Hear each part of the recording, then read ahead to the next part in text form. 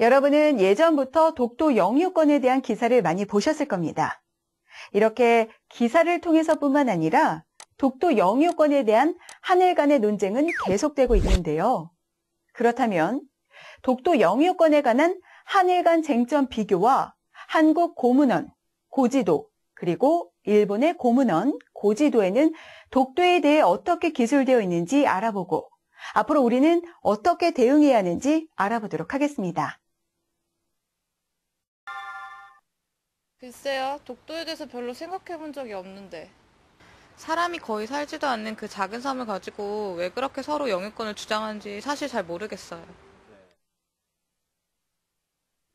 독도 영유권에 대한 시민들의 인터뷰 영상을 잘 보셨어요? 대부분의 시민이 독도 영유권에 대해 관심이 없다는 반응을 보이고 있습니다. 그럼 오늘은 문화재 제자리 찾기 운동의 의미와 한일협정 문화재 반환 문제의 쟁점에 대해 알아보고 조선 왕실 의궤 환수의 의미와 그 진행 현황에 대해 알아보도록 하겠습니다. 선생님, 독도는 어디에 있나요? 네, 안녕하십니까. 저는 동북아역사재단 역사연구실에 있는 곽진오입니다. 먼저 오늘 그 독도 아카데미 강의에 있어서 일본이 이 독도를 자기네 영토라고 주장하는 가장 그 중요한 근거가 되는 게 여러분 지금 화면에 보시다시피 그 지리적으로 일본에 가깝다라는 그 말을 자주 하고 있습니다. 그런데 사실 지리적으로 보면은 울릉도에서 독도가 87km고 일본의 가장 서쪽에 있는 섬인 오키섬에서 독도가 157km인데 왜 가깝냐? 일본에서 왜 독도가 더 가깝냐라고 이제 여러분 의문을 제기하실 겁니다. 하지만 일본인들이 주장하는 것은 일본 본토에서 이 독도가 더 가깝다라고 주장을 하거든요. 그래서 우리나라에서 보면은 이제 여기 화면에 잘 나오고 있습니다만은 우리나라 주변에서 보면은 독도까지 116km. 일본은 이보다 좀 이제 여기 에모토라고 밑에 나와 있지 않습니까? 에모토에서는 한 215km 정도.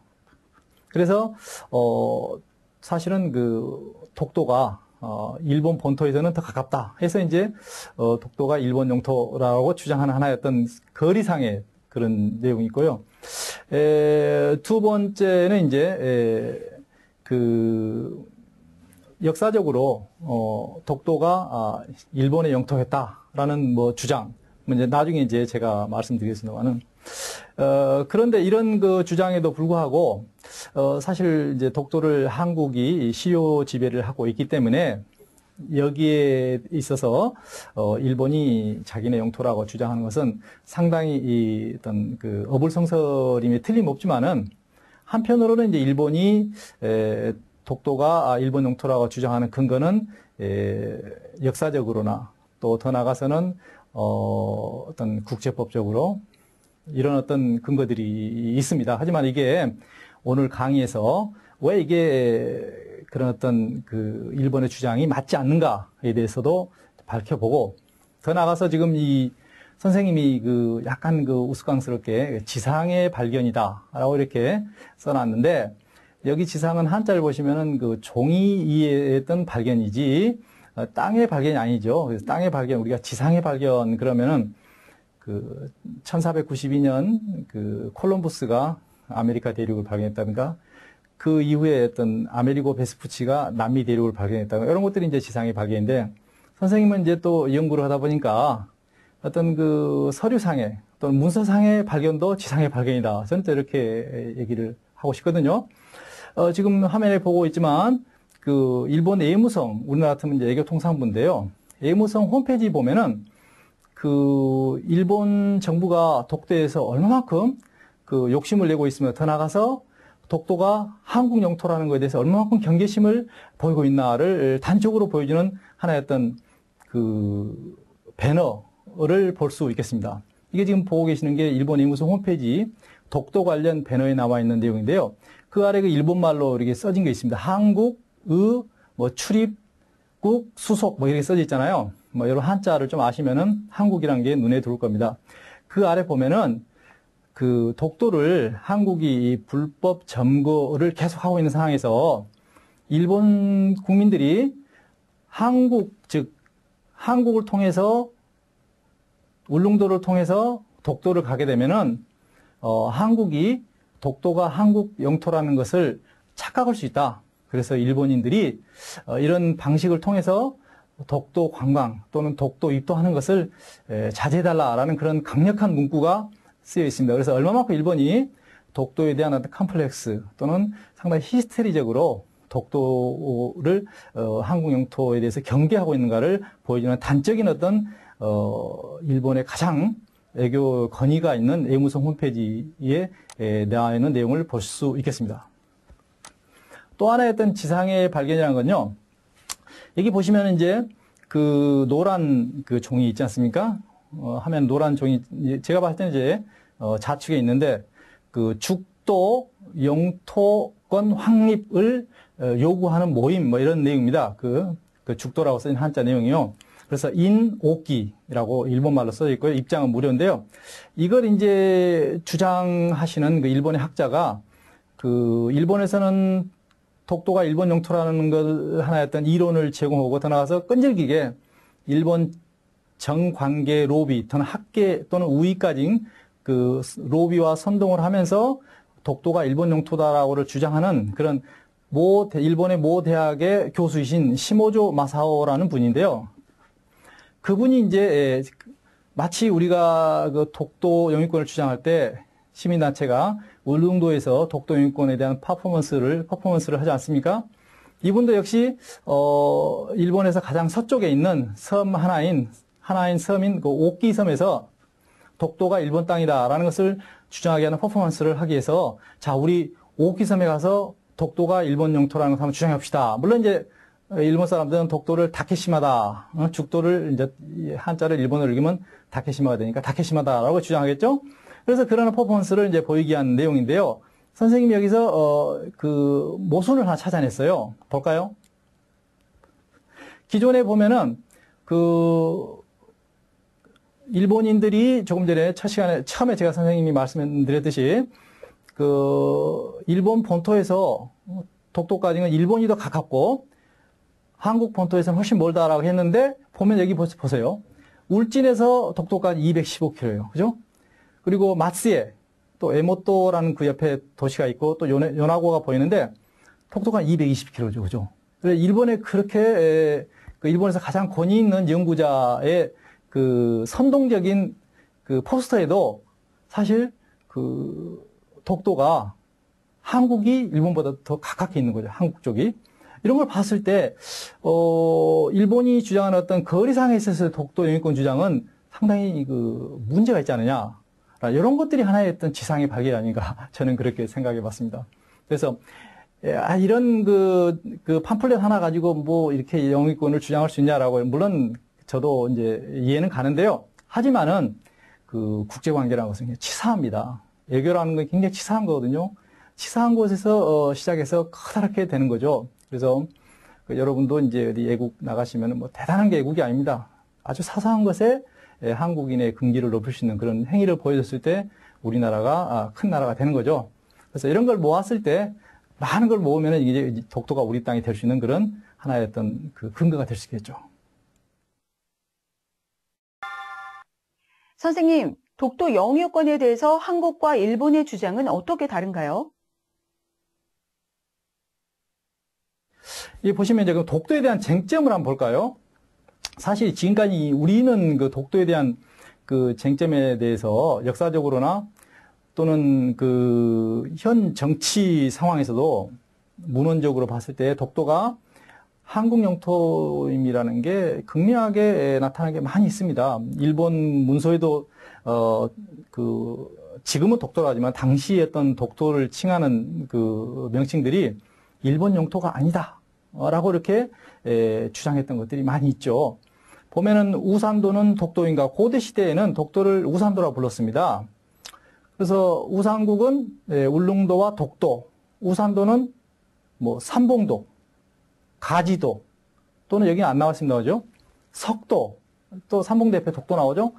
독도. 이렇게 해서 한국 측은 이제 그렇게 불렀기 때문에 독도는 한국의 어떤 역사적으로 고유 명칭이고 더 나아가서 독도라는 그 명칭이 변해왔을 뿐이지 우리의 어떤 그 일목요연한 독도 명칭이다라고 얘기하는데 일본 측은 간단합니다.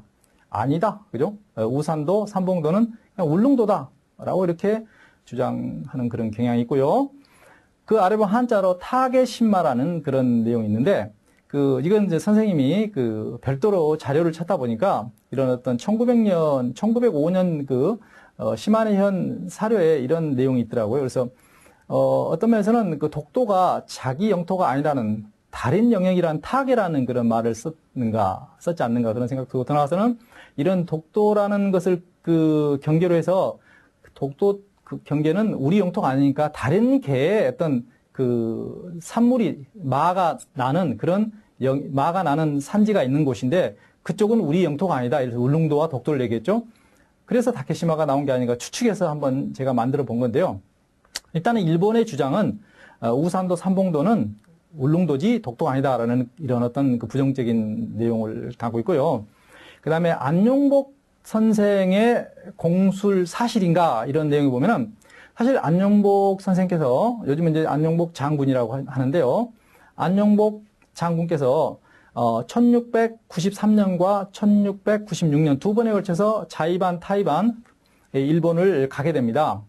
그것은 이제 독도 및 울릉도 근해에서 어업을 하는 일본 어부들을 몰아내는 과정에서 어떤 일본을 가게 되는데요.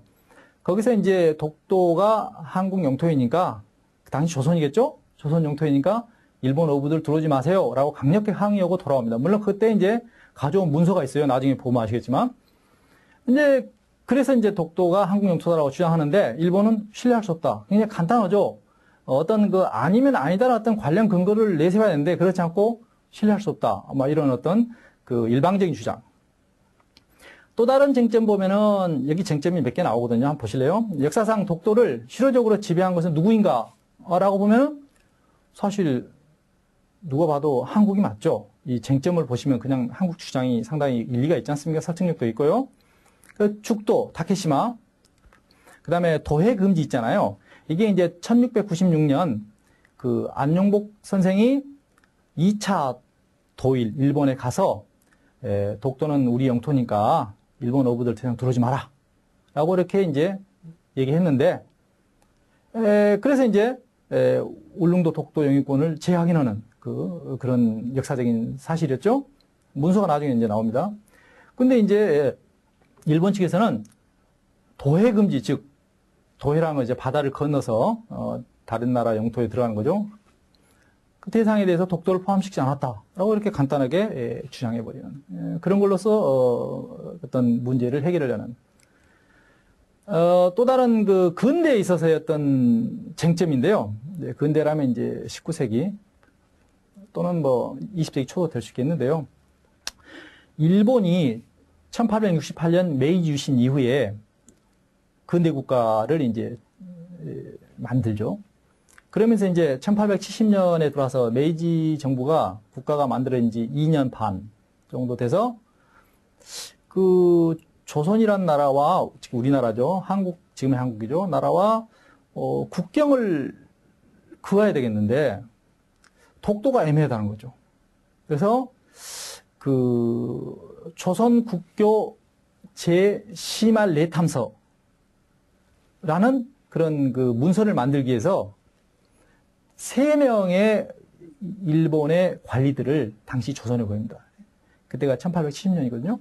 조선에 보내가지고 당시 죽도, 지금의 울릉도죠. 그 다음에 당시 송도, 지금의 독도죠.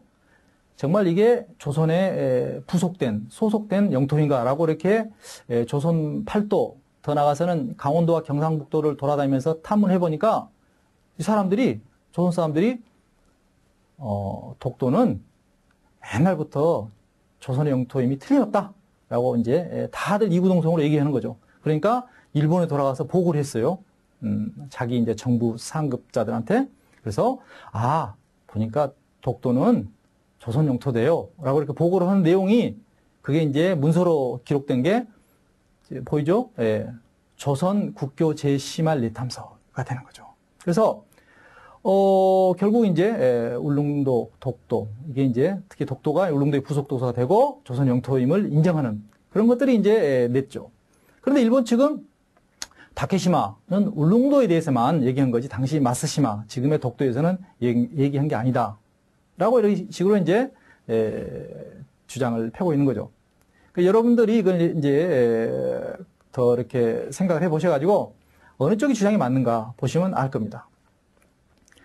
그 다음에 이제 지적 편찬 관련 그 태종관 문서가 또 하나 들수있는데 이것도 근대에 있어서 중요한 어떤 문서인데요. 1877년에 일본의 태정관이란 메이지 유신이 이제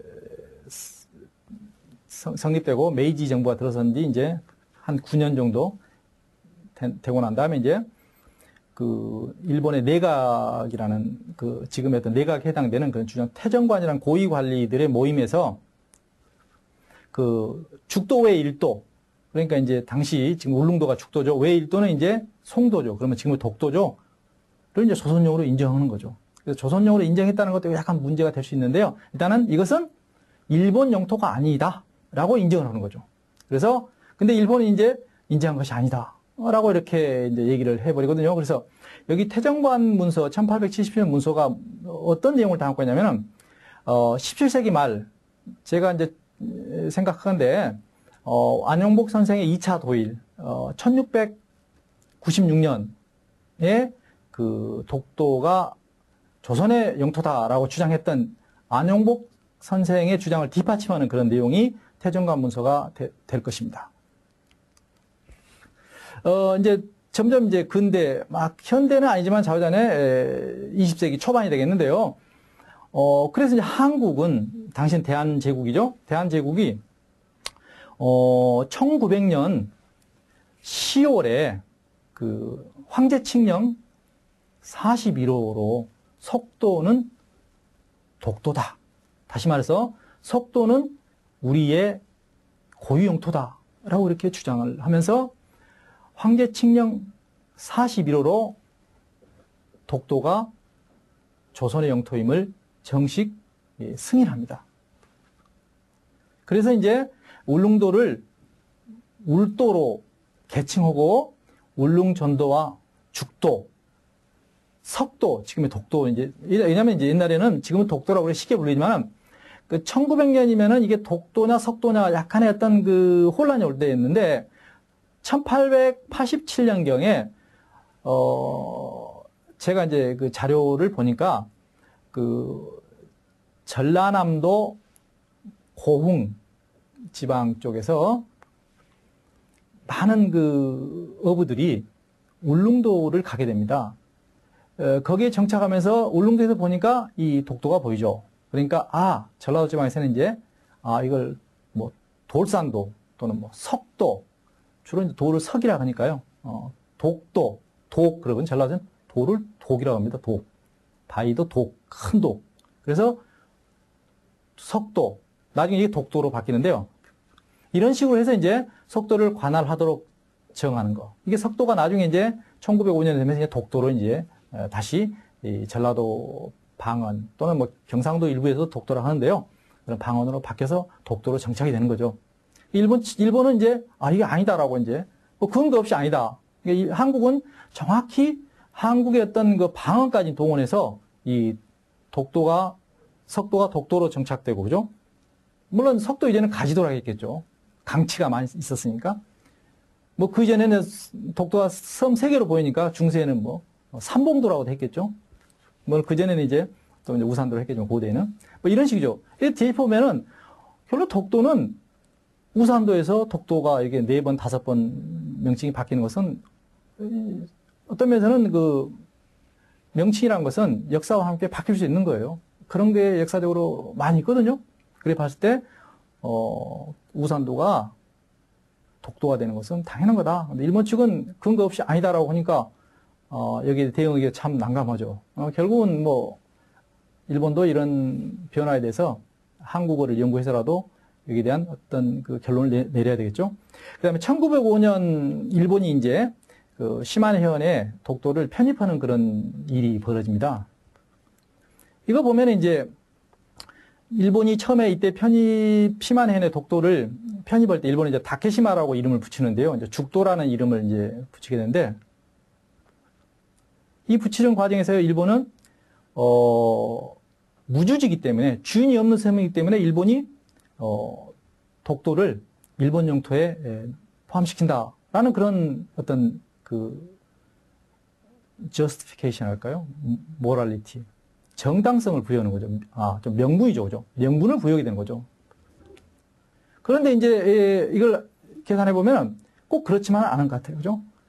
나중에 이제 일본이 1953년, 54년이 돼서 독도의 어떤 그 무주지 선점론을 이거 독도가 지금 일본에서 다케시마라니까 다케시마가 우리의 고유 영토다라고 주장을 합니다. 이건 어불성설이죠. 그죠? 우리는 꾸준히 몇백 년 동안 역사적으로 독도가 조선의 영토고 한국의 영토고 대한민국의 영토라는 걸 주장하고 일목요연한데 일본은 그게 바뀌어요.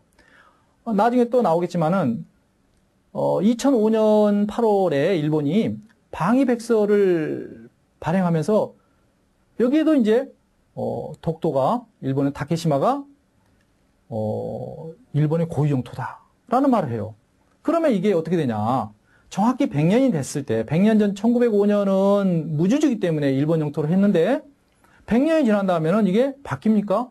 무주지에서 역사적 권한으로 바뀝니까 이게? 그런데 방위백서는 이제 100년이 지난 다음에는 독도가 역사적으로 일본의 영토다라고 주장하기 때문에 이런 모순을 일본도 해명해야 할 겁니다.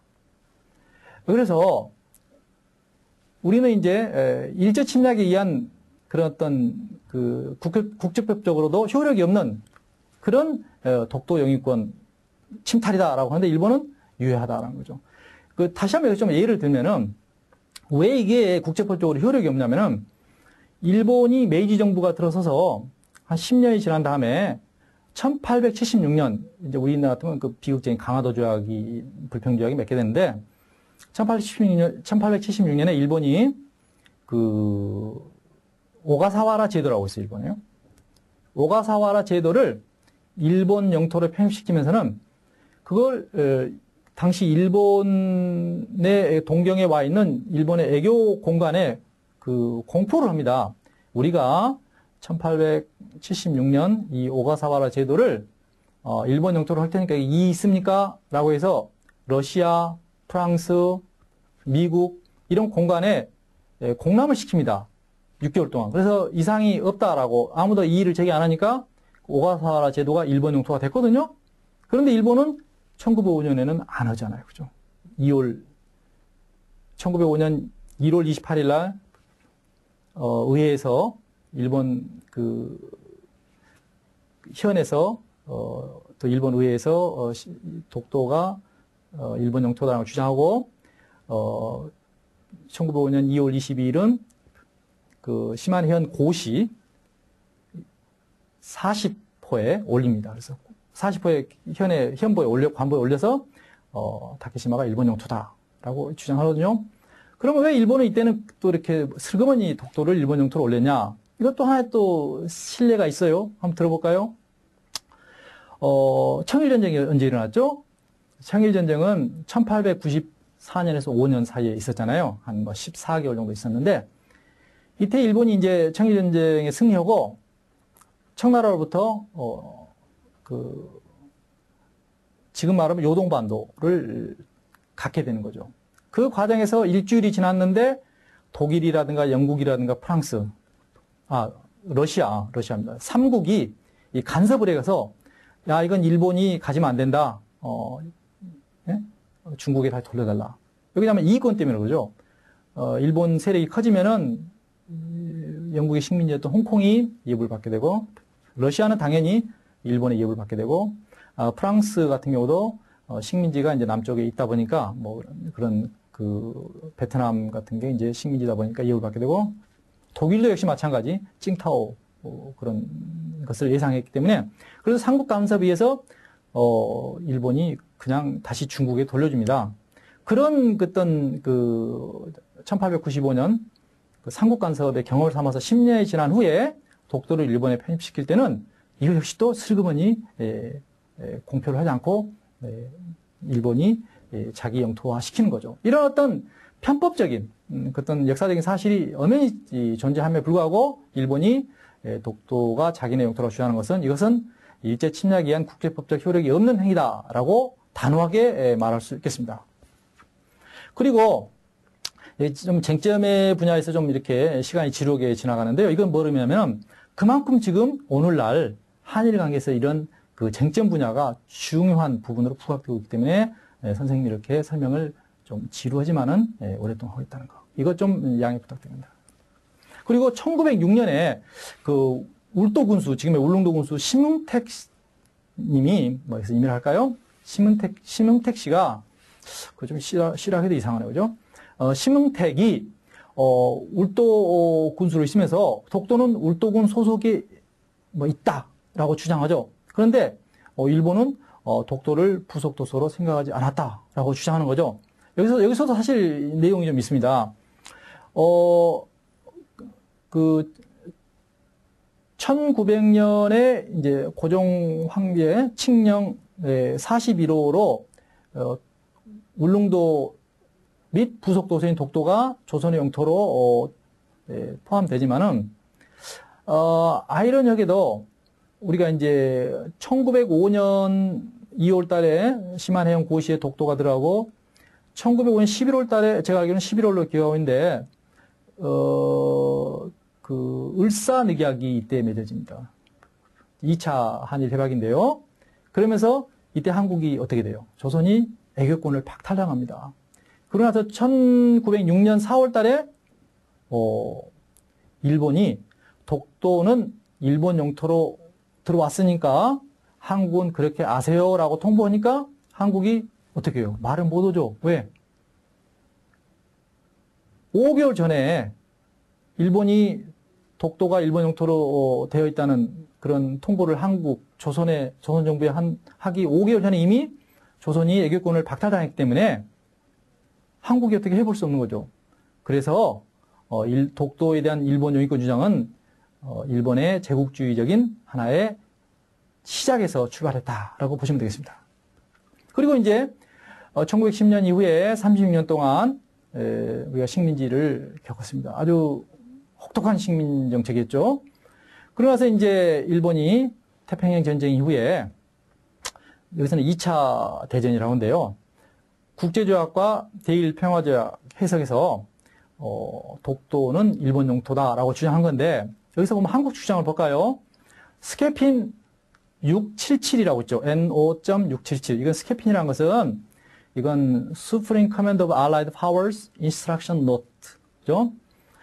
다시 말해서 연합군 최고권 사령부의 지령이에요, 지령. 그래서 677이라는 것은 큰 의미는 없습니다. 그냥 번호를 붙여서 문서상에 나타낸 건데 독도를 일본 영토에서 제외시켜요. 나중에 또 아사히신문 한번 볼까요? 나중에 금방 나옵니다.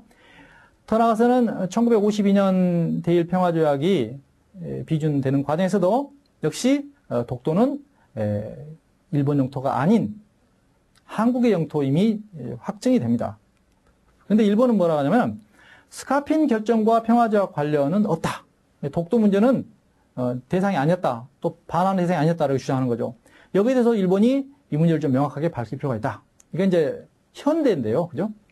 그러고 나서는 이제 일본이 국제사법재판소 제소를 1954년과 1960년 초에 한번 합니다. 제가 알기로 62년으로 알고 있는데요. 이때 일본 측 제안을 이제 한국이 거절하는데요. 이 거절도 사실은 한국이 거절한 게 아니고 일본 의회에서 1954년 9월 15일 독도에 대한 국제사법재판소 제소할 것을 일본 의회에서 의원 발의 또는 의원 질의, 의원 간의 어떤 여야 간의 답변 이런 쪽이 아주 한 45일 동안 격론이 벌어지다가 일본 스스로가 포기합니다. 왜 포기했냐면은 그때 이제 54년 9월 15일 날 당시 이승만 대통령께서 독도에 등대를 설치합니다. 독도에 등대를 설치하면서 동시에 미국 해로도 배들이 지나가는 또는 그 수심을 측정하는 해로도에 우리가 대한민국이 1954년 9월 15일 날 독도에 등대를 설치해서 대한민국의 어선뿐만 아니고 일본 어선, 떠나가서는 러시아 모든 나라의 동해를 항해하는 선박들에게 항해 안전을 우리가 보장해주겠다. 이 등대를 통해서 이렇게 올리니까 어떻게 해요? 일본 정부 이렇게 하면 큰일 났다. 우리가 한수 당했구나. 우리가 도저히 그 국제사법재판소에 갈 명분이 없다. 그래서 스스로 의회가 철회합니다.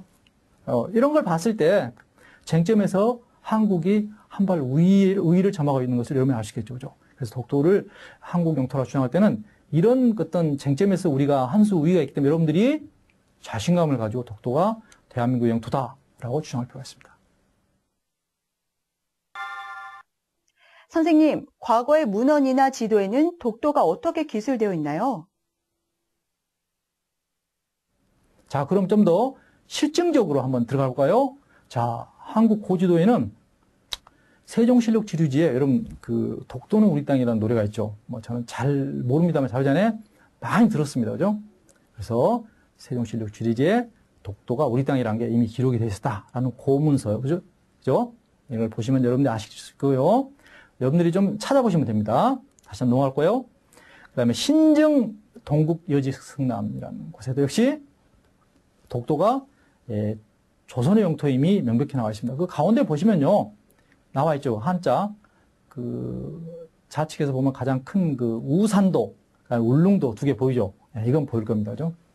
그래서 그 아래 보면은 이도, 재현, 정, 동해충에 있다.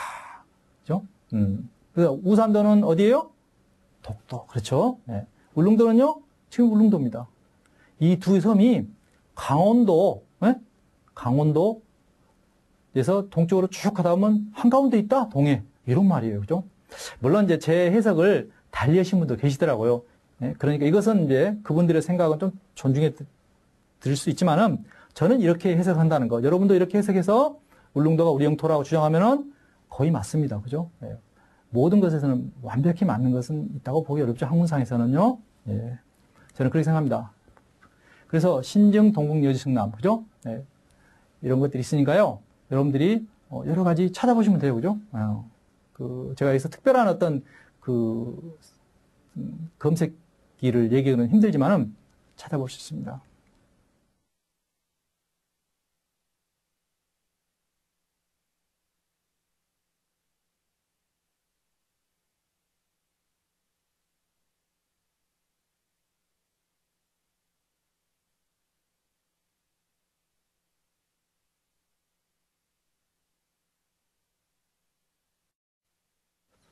그 다음에 한국 고문원과 한국 고지도. 이거 보면 여기도 세종실록 지리지 조금 전에 말씀드렸죠? 세종실록 지리지가 독도에 대해서 자세히 설명하고 있어요. 그죠? 한글 한번 봅시다. 한글. 그죠? 우산, 무릉. 자, 그죠? 계속 우산 나오죠? 무릉. 여기도 똑같은 거예요. 울릉도, 독도, 독도를 말해요. 두 섬은 현해 동쪽 해중에 있다. 조금 전에 선생님이 말씀드렸죠. 여러분한테. 그죠? 두 섬은 서로 거리가 멀지 않아야 날씨가 맑으면 바라볼 수 있다. 신라 때 우산국이라고 칭했다. 거기 보면요. 여기 있어요. 중앙에. 여러분들 화면에 잘 안 보이실 거예요. 근데 세종실록 지리죠. 똑같은 이런 어떤 그 파일 있으면 한번 찾아보세요. 한자에 정확히 나와 있습니다. 그래서 날씨가 맑은 날에는 서로 보인다고 그래요. 그죠? 예. 제 친구도 그렇게 얘기하고 많은 사람들이 봤다고 그러더라고요. 저도 한번 보러 가고 싶은데요. 볼까요? 진짜 그러네, 그죠? 울릉도에서 바라보면 독도. 저 빨간 원 있죠, 조그만 거. 예, 일본 사람들이, 만원경으로 이렇게 해서 지음을 업 해가지고 찍었다 할까봐 우리가, 울릉도에 있는 나무도 집어넣었어요, 그죠? 그 다음에 우측에 보세요. 독도에서 바라본 울릉도, 그죠? 울릉도 제법 크게 보이죠, 그죠? 예. 보이지 않습니까, 그죠? 옛날에는 보이는 곳까지는 다 우리 영토고 내 땅이 될 수 있었다는 그런 선인들의 어떤 현명한 생각이 있었던 것 같아요. 그죠? 그 다음에 신증, 동국, 여지, 승남, 팔도, 청도. 그죠? 이 보시면은 여러분들이 좀 의아하게 생각할 거죠. 우측 그 아래, 부산 아래 보면 대마도 있죠. 그 대마도가 팔도총도에는 조선의 영토로 되어 있네요. 그죠? 네, 우리나라 영토로. 그리고요, 여러분들이 관심 있게 보면요, 저 백두산도 있어요. 그죠? 압록강도 있고, 두만강도 있습니다. 찾아보세요. 다 우리 영토입니다. 그죠? 그런데, 팔도총도에는 뭐라고 쓰냐면, 대마도가, 대마도 본시 조선의 지지다. 대마도는 원래 조선의 땅이다. 이렇게 써져 있어요. 그래 보면 또, 여기 보면 여러분들이 그 우측에 노란 동해쪽에 동그라미 있죠. 그죠? 거기를 보시면은, 울릉도가 더 우측에 있어요. 그죠? 영어로 좀 얘기하면 easternmost, 울릉 아일랜드 located easternmost. 그죠? 가장 동쪽에 위치해 있어요. 사실 독도가 더 우측에 있어야 할까 합니다. 예?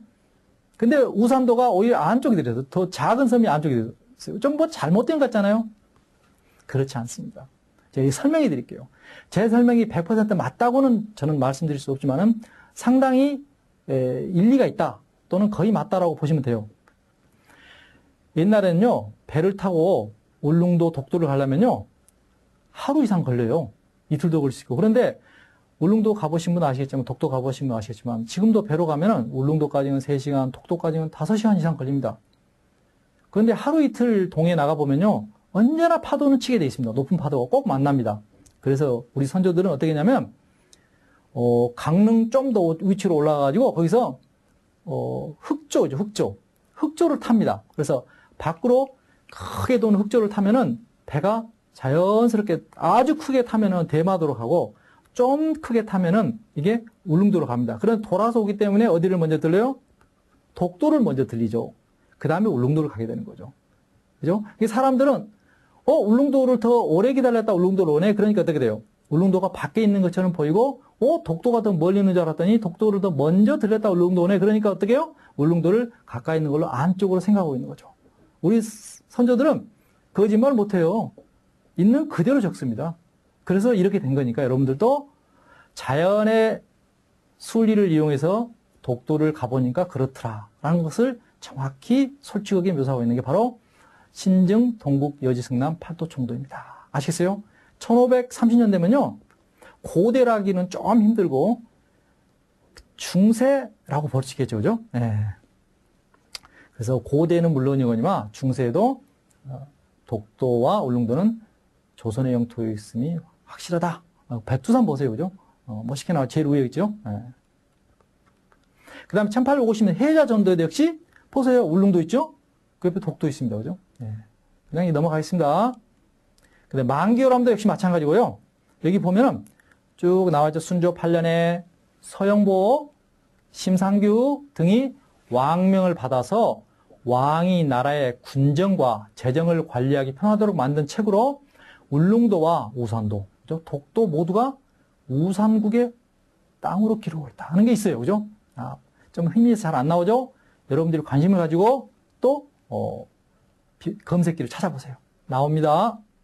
자, 그 다음에 황제 칙령, 대한제국 칙령인데 이게 1900년 독도가 우리 영토로 포함되어 있다는 것을 고종 황제께서 친히 칙령을 내리신 겁니다. 이게 1900년 칙령 41호 규장각에 있다라고 보시면 되고요.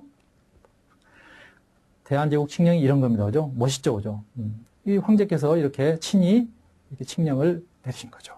그래서 대한제국은 석도, 독도를 울릉군의 관할구역으로 규정했다, 뭐 하고 있다 보면 되겠죠, 그죠? 네, 넘어가겠습니다.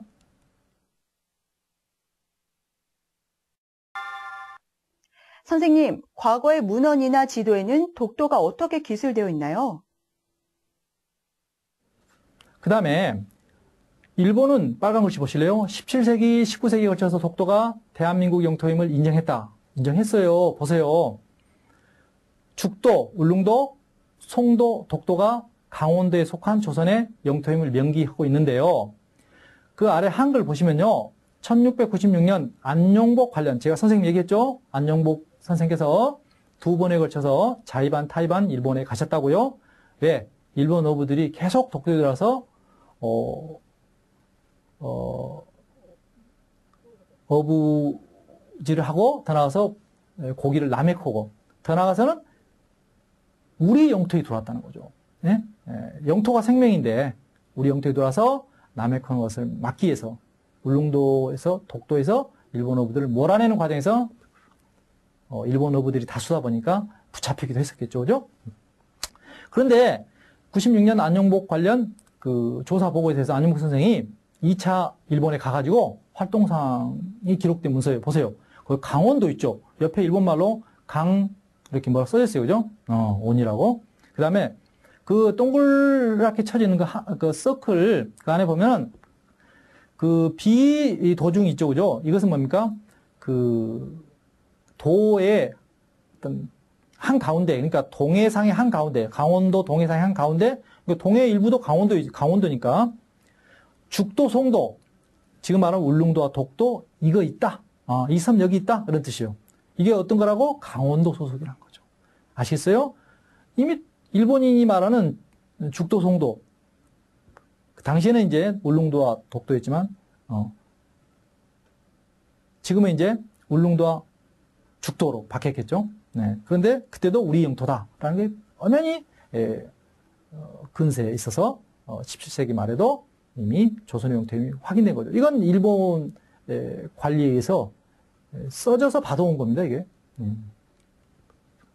그 다음에 제가 강의 첫 시간에 처음 시작할 때 잠깐 말씀드렸는데, 일본이 1870년에 조선과의 국경을 획정하려는 과정에서 조선을 탐문해서 독도가 과연 조선 땅인가를 확인한 건데, 확인해 보니까 조선 사람들이 다 독도를 조선의 영토로 생각하고 있더라라는 것을 확인해서 일본 관리들이 상부에 보고한 내용입니다. 이름으로써 이 독도가 조선의 영토임이 더욱 명확해졌죠. 이것도 이제 좀 이렇게 반복되는 건데요. 일본 태정관 문서 역시 1877년 역시 막부 최고였던 의결 결정기관이죠. 정부의 역시 태정관 문서가 역시 이것도 이때는 명치시대죠. 막부의 자료를 인용해서 독도, 울릉도는 특히 독도는 우리 것이 아니다 라고 얘기한 내용이죠. 빨간 것이 있죠. 좌측에 그 보면 또 빨간 것이 바로 그 우측 보면은 그 우 대신 있죠. 누구냐면 이게 이와쿠라 도무미라는 그 유명한 분입니다. 그죠? 이와쿠라는 유명한 당시 그 대신이 사인한 거죠. 그래 봤을 때 태정관 문서 이미 가장 그 고위 의결 결정기관, 국가 의결 결정기관에서도 독도가 자기네께 아니라고 했어요. 그런 내용이 바로 빨간 것입니다. 자, 울릉도 외의 일도 독도란 말이죠. 우리 게 아니다. 자, 보셨죠? 네. 이렇게 사실적으로 선생님은 다 말씀드려요. 그죠? 말로만 하는 게 아니고. 여러분들 이런 걸 봤을 때 어떻게 해요? 자신감 생기죠? 과감하게 이야기하세요. 독도는 대한민국 영토입니다. 라고 하면 되는 거죠. 그 일본 해군성에서 만든, 여기 지도도 마찬가지예요. 1876년, 생각나죠? 1876년 일본이 지금의 오가사와라 제도를 일본 영토로 편입하기 위해서, 일본 동경에 있는 외국 공관들에게, 섬 명칭을 공개했던 거죠. 이름을. 또 강화도 조약이라는 비극적인 조약도 맺어진 해가 1876년이고요. 보면 그 섬이 독도로 보이잖아요. 어떻게 보면 좀 위에 큰 것은 세 개로 보이죠. 삼봉처럼 보이죠. 그죠? 네, 맞아요. 네.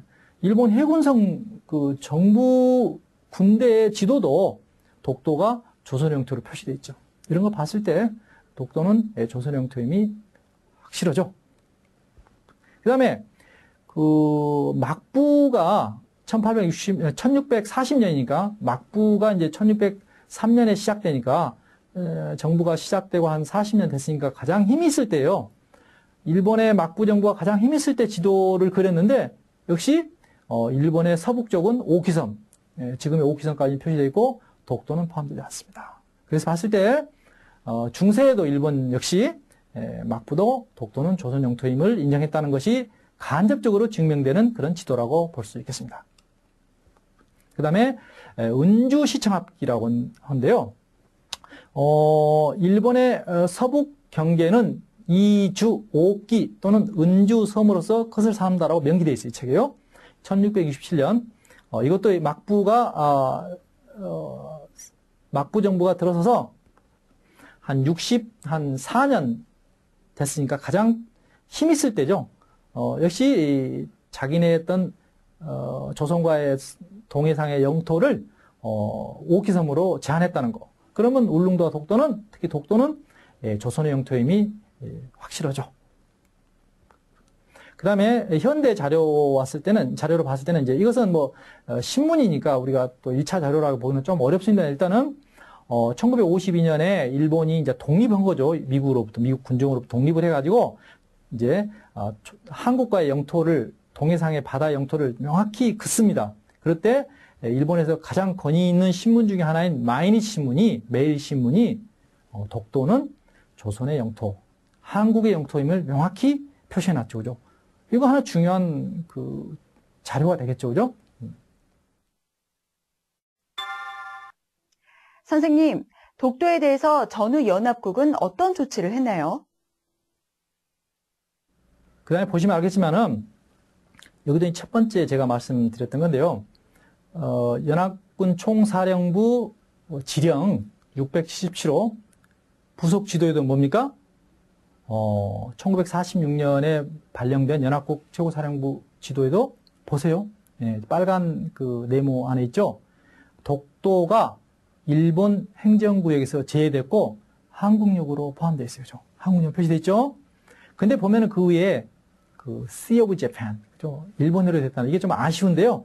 이때 일본 그 Sea of Japan도 동해, 이씨 슬러시하고 Sea of Japan 병기를 했으면 참 좋았을 텐데 아쉬움이 남네요. 하지만은 미국도 스카핀 677에서 독도가 한국의 영토임을 명확히 표시하고 있다.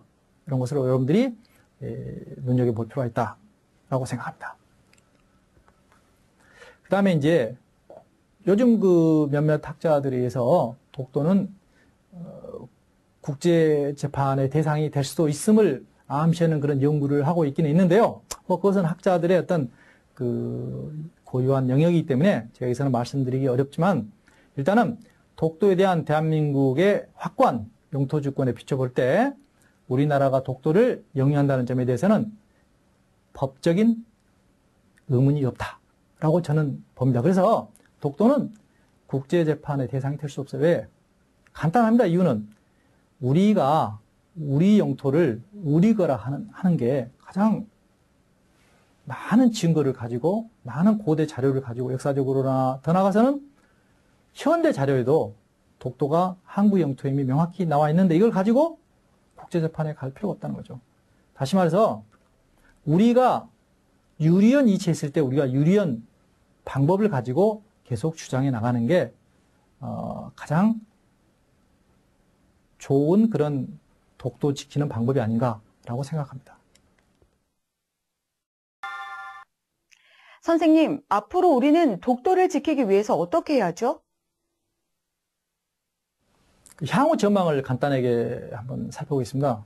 자, 향후 전망 간단하죠, 그죠? 다시 말해서 우리가 독도에 대한 관심을 가질 필요가 있어요, 그죠? 예를 들어서 향후 전망을 말씀드리기 전에 15세기경에 유명한 그 학자가 한 분 계셨는데, 뭐 학자라고 할까요? 애교관이었는데, 그분이 이제 니코코 마키아벨리라는 그런 분이 있었어요, 이탈리아에. 당시 이탈리아는 여러 공국으로 쪼개져 가지고 굉장히 나라가 혼란스러웠어요. 그러니까 니코코 마키아벨리가 물론 군주에 대한 어떤 그 이치를 확고히 함으로써 이탈리아가 확고히 쓰는 그런 국가가 될 수 있다. 이탈리아가 굳건해질 수 있다. 라고 그런 그 내용을 담은 게 이제 니코코 마키아벨리가 군주론을 썼는데 니코코 마키아벨리는 또 이런 말도 했어요. 국가라는 것은 병든 환자와도 같다. 그래서 국가는 병든 환자와 같기 때문에 국민이 관심을 가지고 늘 돌보지 않으면 환자는 어때요? 쉽게 죽을 수 있습니다. 국가도 마찬가지라는 거죠. 그래서 국가라는 것은 마키아벨리 말처럼 환자와 같은 거기 때문에 우리가 늘 관심을 가지고 돌봐야 돼요. 우리 국민들 정치 얘기, 사회 얘기 많이 하죠, 그죠? 이건 굉장히 건강한 거예요. 지금까지도 국민들이 국가에 대해서 관심이 많다는 거죠.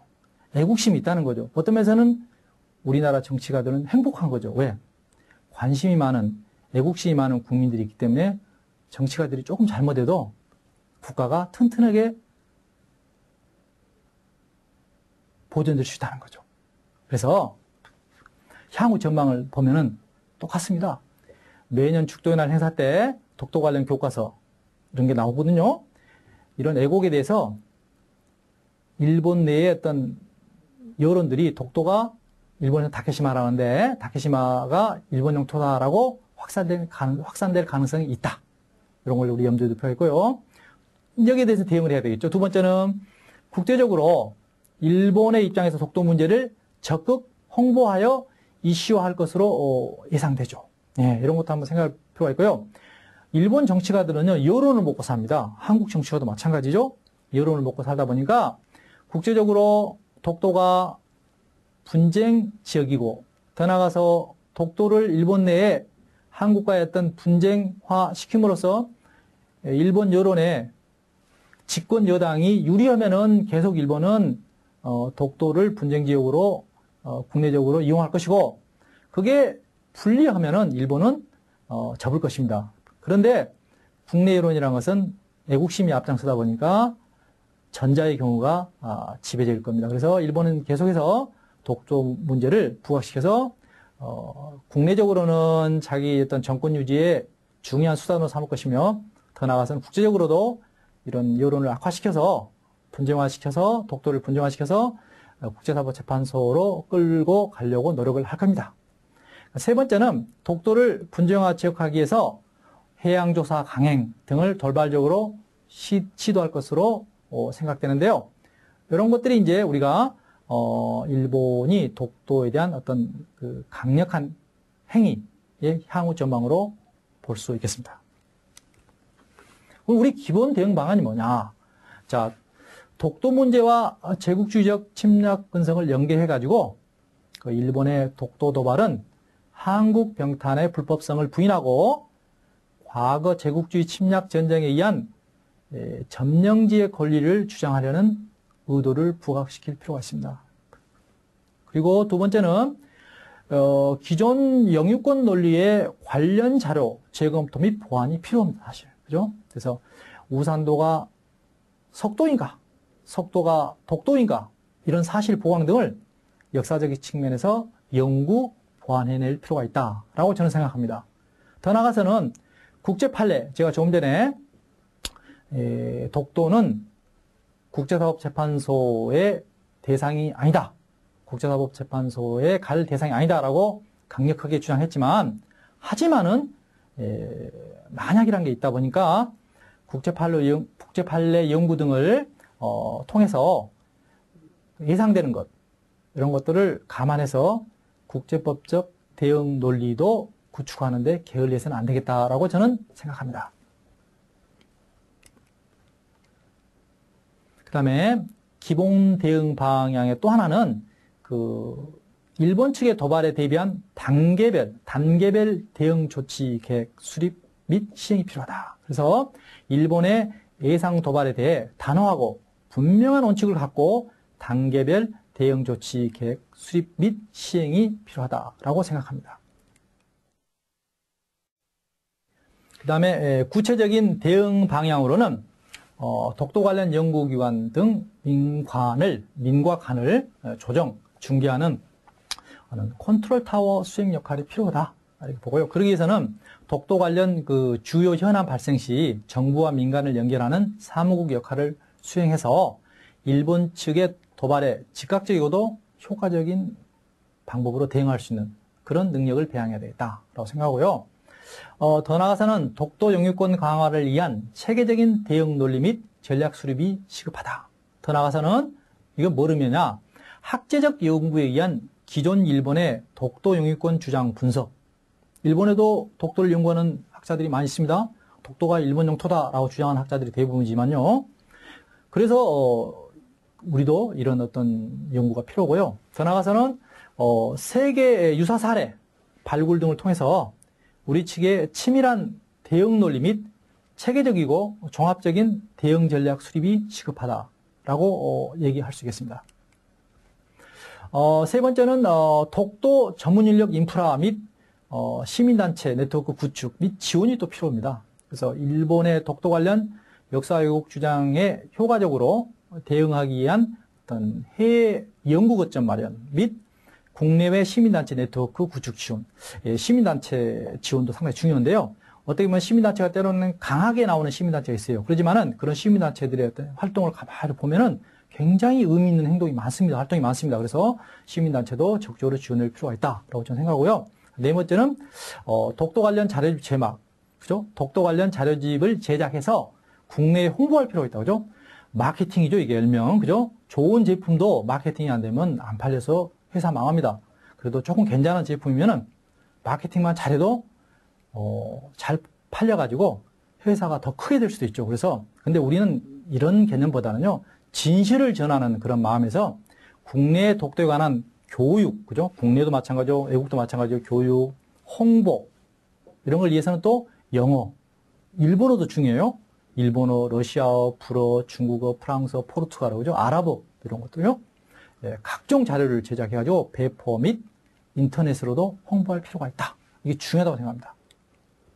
그다음에 마지막으로 인재 양성에서는 우리의 입장을 이해하고 행동으로 실행할 수 있는 인재 발굴. 대한민국 사람만이 아니고 외국인도 대한민국의 영유권 주장, 대한민국의 독도 영유권 주장, 더 나아가서는 동해가 일본해보다는 동해 표기가 더 타당하다라고 생각하는 외국인까지도 우리도 함께해서 우리의 입장을 주장할 수 있는.